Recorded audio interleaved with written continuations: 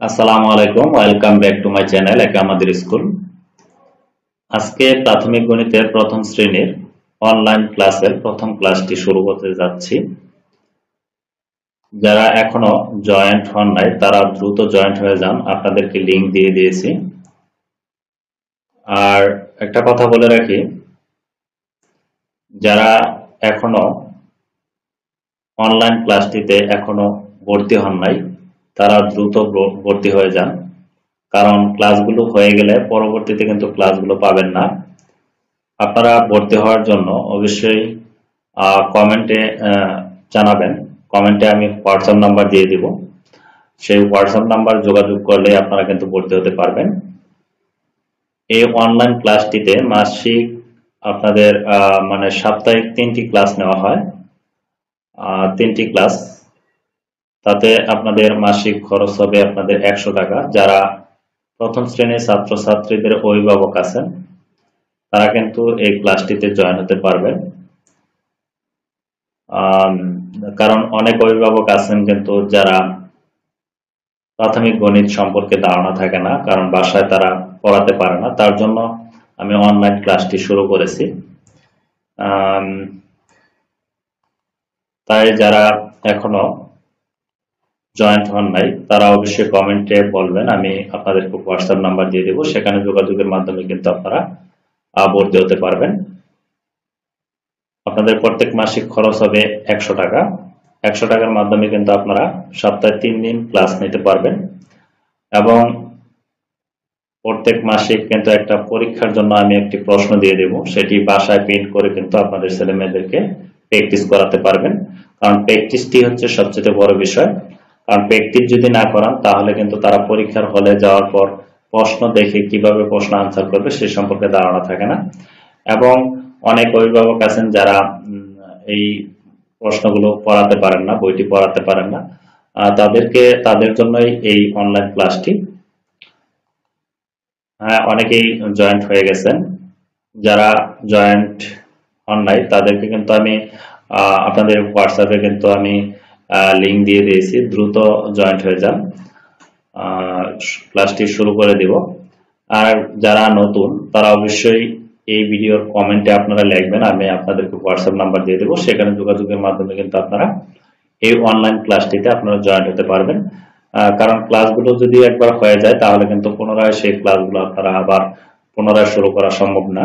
দ্রুত জয়েন্ট হবেন যারা জয়েন্ট হতে চান। অনেক অভিভাবক আছেন কিন্তু এগুলো পড়াতে পারেন না, কিভাবে পড়াতে হয় সে সম্পর্কে ধারণা থাকে না।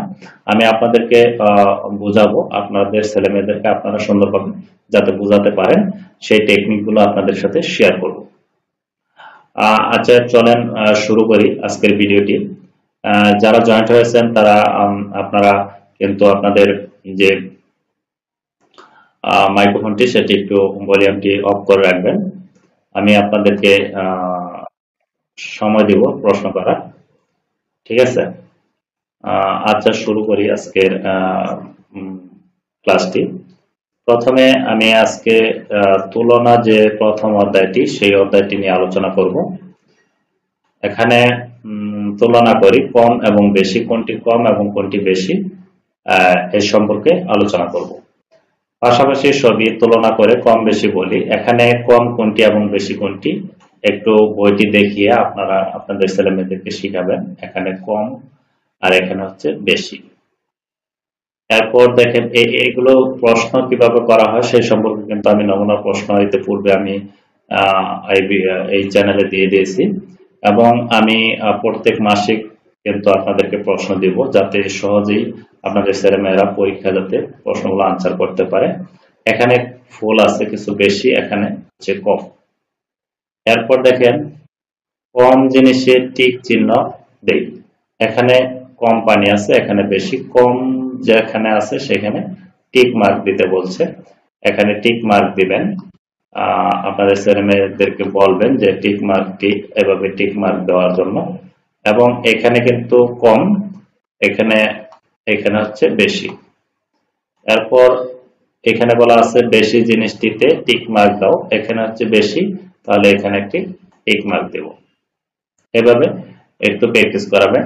আপনারা বলবেন যে এখানে দেখো যে কোন জায়গায় ফুল কম আছে এবং কোন জায়গায় বেশি আছে। যেহেতু এই জায়গায় বেশি, তাহলে এটা বেশি এবং এটা হচ্ছে কম। এটি প্র্যাকটিস করাবেন এবং প্রশ্ন কিভাবে করা হবে সে সম্পর্কে ধারণা দিব। এখানে দেখেন কম জিনিসে টিক মার্ক দাও, এখানে হচ্ছে কম, তাহলে এখানে টিক মার্ক দিলাম। বেশি জিনিসে টিক মার্ক দাও, এখানে হচ্ছে বেশি, তাহলে টিক মার্ক দিলাম। এভাবে একটু প্র্যাকটিস করাবেন বারবার। একবার না, শুধু একটু বারবার দেওয়াবেন যে এখানে দেখো, একবার বলবেন যে এখানে কোন জায়গায় বেশি আছে কোন জায়গায় কম আছে, এবং এগুলো একটু শিখাবেন কম কিভাবে লিখতে হয়, বেশি কিভাবে লিখতে হয়। বয়কারে বে, তালে বস্যয় রিস্কারে সি, বেশি, এখানে বেশি এবং এখানে কম।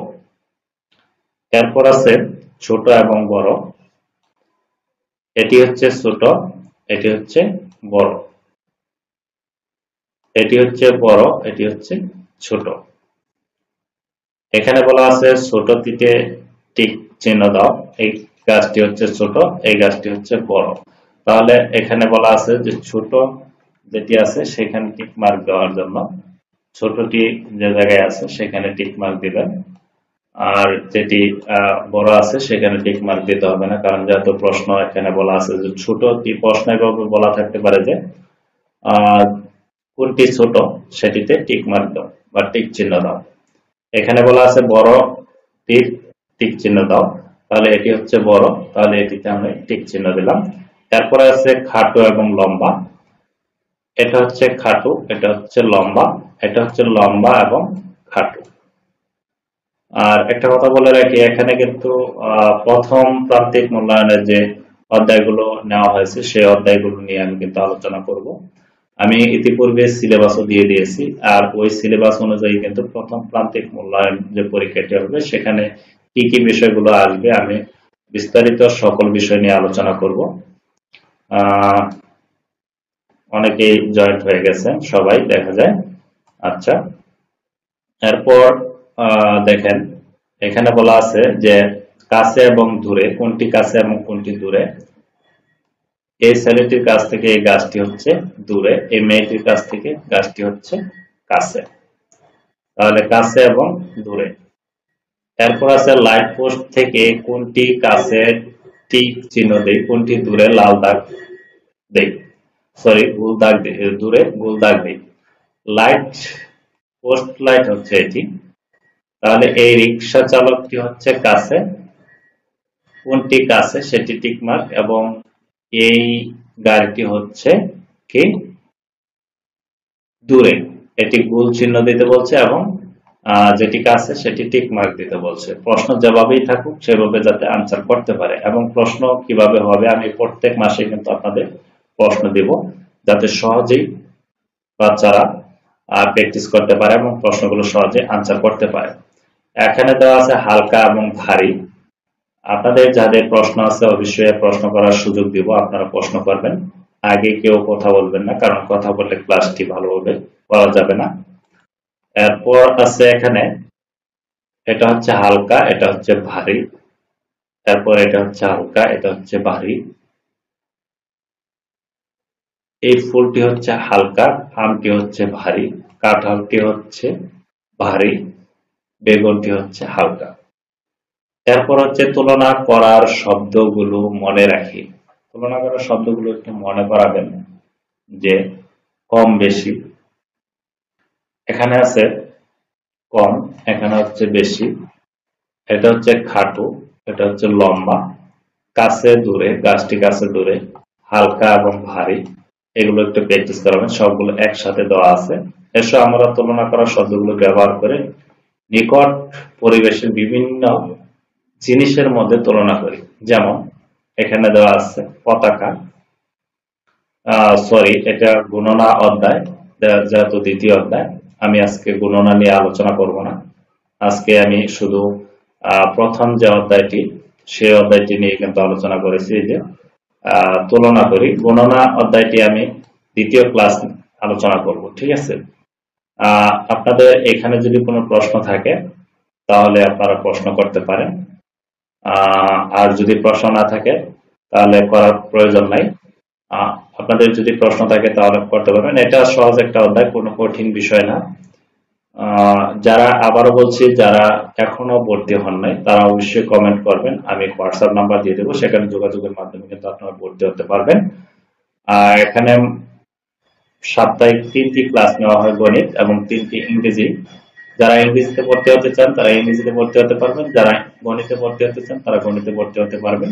সপ্তাহে 3 দিন ক্লাস নিব, প্রত্যেক মাসে আপনাদের 100 টাকা করে খরচ হবে। যারা ভর্তি হতে চান তারা অবশ্যই কমেন্ট করবেন, আমি আপনাদেরকে হোয়াটসঅ্যাপ নাম্বার দিয়ে দেবো, সেখানে যোগাযোগের মাধ্যমে কিন্তু আপনারা ভর্তি হতে পারবেন। আজকে ক্লাসটি এই পর্যন্তই সমাপ্ত দেই। যাদের প্রশ্ন থাকে তারা প্রশ্ন করতে পারেন। আজকের মতো ক্লাসটি এ পর্যন্তই। ভালো থাকবেন, সুস্থ থাকবেন। আল্লাহ হাফেজ।